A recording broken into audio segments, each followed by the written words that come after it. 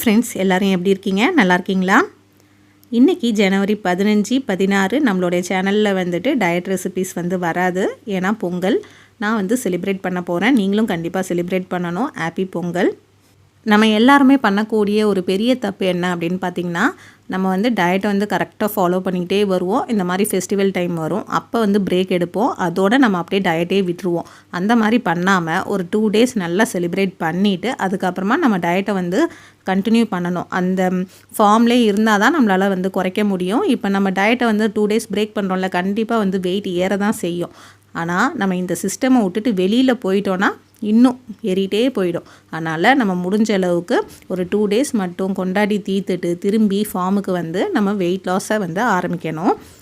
நீங்களும் டயட்டை ஐயோ பிரேக் பண்ணிட்டோமே அப்படின்னு ஃபீல் பண்ணாமல், ரிலேஷன்ஸாக இருக்கட்டும், ஃப்ரெண்ட்ஸாக இருக்கட்டும், நம்ம மட்டும் ஒதுங்கி டயட்டில் இருக்கும்போது அன்னையோட தினமே நம்மளுக்கும் கஷ்டமாக இருக்கும், நம்மளை சுற்றி இருக்கவங்களுக்கும் கஷ்டமாக இருக்கும்.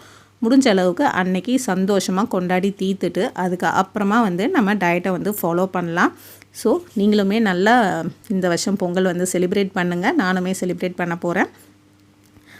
பொங்கல் கழிச்சு நம்மளுடைய சேனலில் ரெகுலராக வீடியோஸ் வரும். ஹாப்பி பொங்கல். தேங்க்யூ ஃபார் வாட்சிங்.